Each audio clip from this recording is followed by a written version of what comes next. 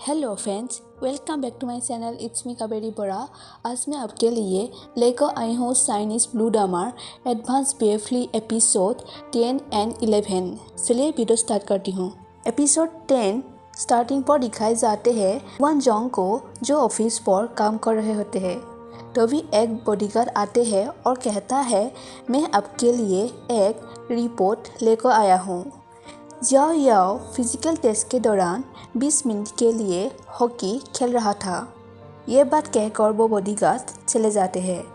दूसरा बॉडीगार्ड आते हैं और कहता है, याओ याओ ने पर्सनली फ़ोन साथ लेकर आया है और वो फ़ोन पर बात करते रहते हैं। और ये बात कहकर वो बॉडीगार्ड चले जाते हैं। फिर सी आते हैं और या को पनिशमेंट देने के लिए कहता है कि हमारे रूल्स के अनुसार आपको उसे 3 बार लात मारना चाहिए और फिर उसे 2 बार छुरी से मारना चाहिए। ऐसे कहकर सी चले जाते हैं। फिर या को ही दिखाए जाते हैं जो अपने पॉकेट पर बहुत सारे चॉकलेट मटन लेकर ट्रेनिंग हॉल पर आ रहे होते हैं। तभी उसे देखकर 2 बॉडीगार्ड आपस में बात करते हैं कि वो देखो, जब ये बाहर कदम रखने के लिए जाते हैं तभी अपने पॉकेट भर कर लेकर आते हैं। फिर ट्रेनिंग का स्क्रीन दिखाए जाते हैं जहां सी युआन जोंग को कहता है, आज मून कैलेंडर की तारीख 14 अगस्त है। हम आज दोपहर प्रशिक्षण नहीं करूँगा। हम सभी कमल की जुड़े को लाने जाऊंगी। एक्चुअली चाइना में मून कैलेंडर तिथि के दौरान किसी प्रकार की चीनी परंपरा होता है। युआन जोंग कहता है, यह ठीक है कि हम कमल के जोड़े को खोज सकते हैं। हम इसे प्रशिक्षण के बाद ही कर सकते हैं। सी कहता है, प्रशिक्षण के बाद जाने में कोई मजा नहीं है। एक बॉडीगार्ड कहता है, इसने सही कहा है, प्रशिक्षण के बाद जाऊंगी तो पूरा दिन चला जाएगा। युआन जोंग कहता है, तुम लोग जितना फेस्टिवल पर मजा करना चाहते हो कर सकते हो, लेकिन ट्रेनिंग के बाद करना, अभी ट्रेनिंग का समय है। ऐसे कहकर युआन जोंग वहाँ से चले जाते हैं। फिर अगले स्क्रीन पर बॉडीगार्ड्स को ही दिखाए जाते हैं जहाँ युआन जोंग उन सबको ट्रेनिंग के बारे में कुछ कह रहे होते हैं। फिर सब लोग उठकर चले जाते हैं और याओ विंडो से लोटस के तालाब को देख रहे होते हैं। तभी युआन जोंग उसके पास आते हैं और पूछते हैं, क्या तुम कमल की जोड़ी खोदना चाहते हो? याओ कहता है, मैं तो बस उन 2 पक्षी को देख रहा था। फिर याओ वहाँ से चले जाते हैं। फिर ट्रेनिंग का स्क्रीन दिखाए जाते हैं जहाँ ट्रेनिंग चल रहे होते हैं। उतने में वहाँ सी आते हैं और कहता है, मिस्टर युआन ने आज आफ्टरनून टाइम पर हमारा ट्रेनिंग कैंसिल कर दिया है। आज हम सभी कमल की जुड़े खोदने के लिए जाऊंगी। फिर अगले स्क्रीन पर दिखाए जाते हैं सब लोग एक साथ कमल के जोड़े खोदने के लिए तालाब के पास खड़े होते हैं और युआन जोंग याओ को कहता है, तुम अपना कपड़ा चेंज मत करो और एक पैंट पहन लो क्योंकि पानी बहुत ठंडा है। फिर सब लोग लोटस के जुड़े खोदने के लिए लगते हैं। फिर अगले स्क्रीन पर दिखाए जाते हैं युआन जोंग को जो किचन में कमल के जुड़े को धो रहे होते हैं पकाने के लिए। फिर अगले स्क्रीन पर दिखाए जाते हैं याओ को जो अपने बैग के पास आते हैं और कुछ ढूंढते रहते हैं। तभी युआन जोंग आते हैं और उसके हाथ पर 2 टिफ़िन लेकर, और युआन जोंग उसे 2 टिफ़िन देकर कहता है, तुम इसे घर ले जाओ, अपनी माँ के साथ इसका स्वाद लेना। तभी याओ उसके हाथों से 2 टिफ़िन ले लेता है और कहता है, तुमने मेरे लिए यह शेफ को पकाने क्यों दिया? मुझे यह थोड़ा और कच्चा पसंद है। उतने में शेफ कहता है, मैंने वो नहीं बनाया, मिस्टर युआन ने खुद पकाया है। मैं यहाँ 1 साल से थोड़ा अधिक समय से काम कर रहा हूँ। यह पहली बार है कि मिस्टर युआन ने व्यक्तिगत रूप से खाना बनाया है। ऐसे कहकर वो वहाँ से चले जाते हैं। याओ सोचते हैं, इस आदमी द्वारा बनाया गया खाना खाने के लिए योग्य होगा या नहीं। ऐसे सोचकर याओ वहाँ से चले जाते हैं। फिर अगले स्क्रीन पर जिया और उसके मॉम को दिखाए जाते हैं, जो दोनों बैठकर युवान जोंग ने जो खाना दिया था वो खा रहे होते हैं। तभी उसके मॉम कहती है, यह तो बहुत स्वादिष्ट है, तुमने यह कहाँ से खरीदा? जिया कहता है, सड़क के ठीक बगल में एक दुकान है, वहाँ से लेकर आया हूँ। मॉम कहती है, तुम इसे दोबारा खरीद कर ले आना।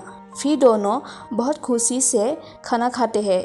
फिर मॉर्निंग का स्क्रीन दिखाए जाते हैं, जहाँ जिया अपने कमरे से नीचे आते हैं कहीं पर जाने के लिए। तभी उसका मॉम उसे रुक कर कहती है, कमल के जोड़े आते समय खरीदना मत भूलना, खासकर उसी दुकान से लेकर आना जो कल तुम लेकर आया था। फिर जिया एक दुकान से कमल के जोड़े खरीद लेता है और रात के समय अपने मॉम को खाने के लिए देते हैं, लेकिन उसका मॉम खाकर पहले वाला स्वादिष्ट नहीं पाते और जिया को कहता है, क्या तुम मेरे साथ खिलवाड़ कर रहे हो? जिया कहता है, वो दुकान सप्ताह में केवल एक ही बार खुला जाता है। मॉम कहती है, तो तुम्हें इससे वही टाइम खरीद लेना। फिर अगले दिन जिया बॉडीगार्ड कंपनी जाते हैं और उसका मॉम मैसेज करके कमल के जोड़े को आने के लिए कहता है। फिर ट्रेनिंग का स्क्रीन दिखाए जाते हैं। ट्रेनिंग के समय जिया कमल के तालाब को ही देखते रहते हैं। फिर ट्रेनिंग के बाद अपने सिया को खाना खिलाते हैं। फिर भी जिया कमल के तालाब को ही देखते रहते हैं। फिर सभी बॉडीगार्ड्स को दिखाए जाते हैं, कुछ डिस्कस कर रहे होते हैं और डिस्कस खत्म हो जाने के बाद जिया एक विंडो के पास आकर फिर से कमल के तालाब को ही देखते रहते हैं। तभी वो देखता है युवान जोंग को, जो कमल के जोड़े को खोदते रहते हैं और ये देखकर जिया खुशी हो जाते हैं। फिर अगले स्क्रीन पर दिखाए जाते हैं, सब लोग ट्रेनिंग ख़त्म होने के बाद अपने घर जाते हैं और जिया किचन के तरफ आते हैं। फिर युवान जोंग को दिखाए जाते हैं, जो कमल के जोड़े को बनाने के लिए तैयार कर रहे होते हैं। तभी जिया चुपके से उसे देख रहे होते हैं। तभी युवान जोंग कहता है, अगर तुम इसे देखना चाहते हो तो तुम बस अंदर आ जाओ, इतना डरपोक क्यों हो? जिया अंदर आकर कहता है, तुम इसमें भी प्रतिभाशाली हो।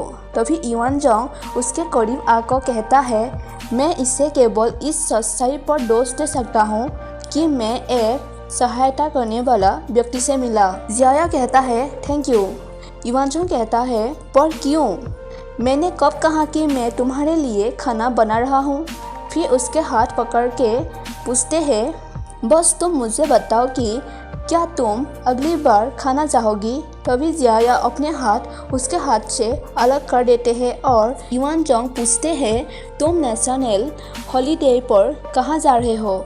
जिया कहता है, मैं ड्यूटी पर रहूँगा, केवल 2 दिन की छुट्टी है, मैं बहुत दूर नहीं जा सकता और अपने दोस्तों के साथ खेलने के लिए जा सकता हूँ। युवान जोंग कहता है, शॉपिंग तो लड़की करती है, चलो मैं तुम्हें किसी जगह ले चलता हूँ। फिर दोनों साथ एक मोटरसाइकिल को देखते हैं जो युवान जोंग का है। युवान जोंग कहते हैं, चलो मैं तुम्हें मोटरसाइकिल की सवारी के लिए ले चलता हूँ। जिया कहता है, मुझे पहले इसे ट्राई करने दो। फिर जिया मोटरसाइकिल चलाते हैं। कुछ टाइम बाद रुक जाते हैं और युवान जोंग पूछते हैं, तुम्हें कैसा लगा? क्या तुम मेरे साथ आना चाहोगी? जिया कहता है, मैं तुम्हारे साथ एक ही मोटरसाइकिल पर नहीं जाऊंगी, मैं एक खुद खरीद लूँगा। युवान जोंग कहता, मैं इसे खुद मॉडिफाइड किया है, इसलिए यह यूनिक है और अनमैच है। तुम किसी भी जगह पर इससे अच्छा कुछ नहीं खरीद सकते। और युवान जोंग टिफिन दिखाकर पूछते हैं, मेरा साथ आना चाहोगे या नहीं? तभी जिया उसके हाथ से टिफिन ले लेता है और वहाँ से चले जाते हैं और जाते समय कहता है, इसके बारे में मैं सोचूंगी। फिर अगला स्क्रीन पर दिखाए जाते हैं जिया को, जो सीसीटीवी कैमरा सेट करने के लिए जाते हैं और वेंग जीसू के बारे में पता करने के लिए। फिर अगले स्क्रीन पर दिखाए जाते हैं डायू और जिया को, जो दोनों गेम खेल रहे होते हैं और जिया कहता है, मैंने किसी से जांच करने के लिए कहा है, बीजिंग में उसे कोई नहीं जानता। जिससे हम उसके बारे में पूछ सकते हैं। डायो कहता है, ये कैसे संभव है? मुझे पता है वो बीजिंग में आया था, शायद हम ही उसे ढूंढ नहीं पा रहे हैं। जिया कहता है, हो सकता है कि वो बीजिंग में पला बड़ा हो और फिर किसी प्रॉब्लम के वजह से अपना ठिकाना बदल दिया होगा। डायो कहता है, मुझे ऐसा नहीं लगता, उसके पास रजिस्ट्रेड निवास हो सकता है, इतने जल्दी गायब कैसे हो सकता है? जिया कहता है, हो सकता है कि उसका आईडी कार्ड फेक हो। डायो कहता है, तुम्हारा क्या मतलब है कि तुम ये कहना चाहते हो कि वो पहले से ही मुझसे चीज़ों को चुराने के लिए योजना बनाकर आया था? लेकिन तुम्हें इतना यकीन कैसे है? जिया कहता है, तुम तो अभी अभी बीजिंग से लौटे हो, इतने कम समय में वो तुम्हें टारगेट कैसे बना सकता है? डायो कहता है, क्या तुम सीसीटीवी कैमरा वीडियो नहीं देखा था? क्या तुम मुझे वो दिखा सकते हो? जिया कहता है, उसकी कोई ज़रूरत नहीं है, मैंने सब देख लिया है, बस तुम ये बताओ कि तुम इन 2 दिनों में कहाँ थे? डायो कहता है, मुझसे यह मत पूछो, तुम इन 2 दिनों में नहीं थे, इसलिए मैंने पेंग जी से कहा कि मुझे सवारी के लिए ले चलो। और तुम जानते हो उसने क्या कहा? उसने कहा कि ट्रैफिक जाम है और हम वहाँ फंस जाऊंगी। मैं तब से बाहर नहीं जा रहा हूँ। यह सप्ताहांत है, तुम पोकर खेलने के लिए कुछ दोस्तों से संपर्क क्यों नहीं करते? इतने दिनों से मेरा उससे संपर्क नहीं हो रहा है। जिया कहता है, अपने आप जाओ, मैं इन 2 दिनों में बहुत थक गया हूँ, मैं सिर्फ 2 दिनों के लिए घर पर आराम करना चाहता हूँ। डायो कहता है, रहने भी दो, तुम बस थोड़ा आराम करो, तुम सच में थके हुए लग रहे हो, चलो हम खेलते हैं। फिर रात का स्क्रीन दिखाए जाते हैं जहां जिया याओ अपना बेड पर लेटे होते हैं और युआन जोंग के साथ फ़ोन पर बात करते हैं। युआन जोंग पूछते हैं, तुमने क्या डिसीजन लिया? जिया कहता है, चलो चलते हैं, लेकिन कुछ रूल होगा। हम एक ऐसा जगह जाऊंगी जहां जाने का लायक हो और एक दिन के लिए जाऊंगी, हम रात भर नहीं रहूंगी, तो हम सुबह 4 बजे निकलेंगे, तभी आफ्टरनून टाइम पर पीली नदी के पास पहुंच पाऊंगी। ऐसे बात करते हैं दोनों और फ़ोन काट देते हैं, फिर वो सो जाते हैं। फिर सुबह दोनों सवारी के लिए मोटरसाइकिल पर बैठते हैं। युआन जोंग कहता है, बीजिंग सड़क पर स्ट्रिक्ट रूल है और तुम्हारे पास लाइसेंस नहीं है, इसलिए बेहतर होगा कि मैं सवारी करूं। जिया कहता है, फिर जब हम बीजिंग से बाहर होंगी तब मैं सवारी करूंगा। फिर दोनों एक साथ सवारी के लिए चले जाते हैं और जिया को बहुत नींद आते हैं और वो युआन जोंग के शोल्डर पर ही सो जाते हैं। फिर रोशनी होती है और जिया जाग जाते हैं और युआन जोंग को पूछते हैं, अभी हम कहाँ हैं? युआन जोंग कहता है, हम अभी बीजिंग से बाहर है।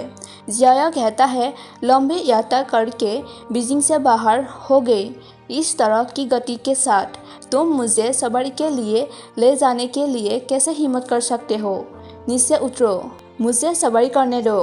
फिर जिया मोटरसाइकिल चलाते हैं और बहुत खुशी होकर दोनों साथ चलते हैं। फिर थोड़े देर जाने के बाद दोनों आराम करने के लिए बीच रास्ते पर रुक जाते हैं। जिया चारों तरफ देखते हैं और युआन जोंग को पूछते हैं, तुम अपने साथ किस तरह का खाना लेकर आए हो? युआन जोंग कहता है, तुम जो कुछ भी खाना चाहते हो वो सब कुछ यहाँ मिल जाएगा। फिर जिया बैग पर देखते हैं लेकिन कुछ नहीं मिलता। फिर जिया पूछते हैं, आखिरकार खाना है कहाँ? युआन जोंग कहता है, बस कहो कि तुम क्या खाना चाहते हो, मैं तुम्हें मन चाहे खाने को दे सकता हूँ। जिया कहता है, तुम पोप पेस्ट्री स्नैक दो। तभी युआन जोंग वही स्नैक उसे देता है। तभी जिया उसका पॉकेट देखकर कहता है, तुमको यह कहाँ से मिला? युआन जोंग कहता है, मैंने तुम्हें कहा था कि तुम जो चाहोगी वही तुम्हें मिलेगा, क्या तुम मुझ पर विश्वास नहीं करते? जिया कहता है, क्या तुम्हें लगता है कि मैं तुम्हारे बहन की तरह भोला हूँ? युआन जोंग कहता है, तुम अंत में जाकर मेरी बहन को ही सोचते हो। जिया कहता है उसका जिक्र मत करो, मैं आज तुम्हारे साथ यहाँ आराम करने के लिए आ रहा हूँ।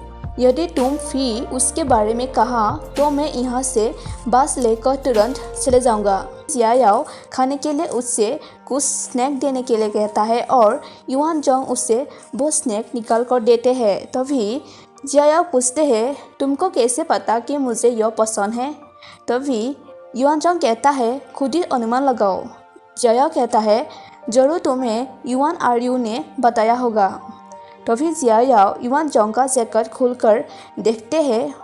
युआन जोंग ने अपने जैकेट पर बहुत सारे खाने चीज़ों को चिपका कर लगा हुआ था। जियाओ पूछते हैं क्या तुम ऐसा करने में अनकंफर्टेबल महसूस नहीं किया था? तुमने ये सब बैग में क्यों नहीं रखा? युआन जोंग कहता है बैग इतना बड़ा नहीं है। जियाओ कहता है फिर तो तुम मोटरसाइकिल के सामने एक बॉक्स पर रख सकते थे। युआन जोंग कहता है अगर मैं बॉक्स पर रखूँगा तो तुम्हें सवारी करते समय अनकंफर्टेबल महसूस होगा। जियाओ कहता है इसे पीछे रख दो। युआन जोंग कहता है जब तुम बैठोगी तब तुम्हें अनकंफर्टेबल लगेगा। तभी जियाओ सोचते हैं ओह तुम कितना स्वीट हो। फिर कहता है तुम अपने बहन के लिए इतना अच्छा बन रहे हो है ना? युआन जोंग कहता है तुम्हें क्यों ऐसा लगता है? फिर सवारी के लिए चले जाते हैं और यहीं पर एपिसोड 9 और 11 ख़त्म हो जाते हैं। फ्रेंड्स मेरे चैनल को सब्सक्राइब कर दीजिए एंड वीडियो को लाइक कर दीजिए। Thank you for watching my video. Bye bye.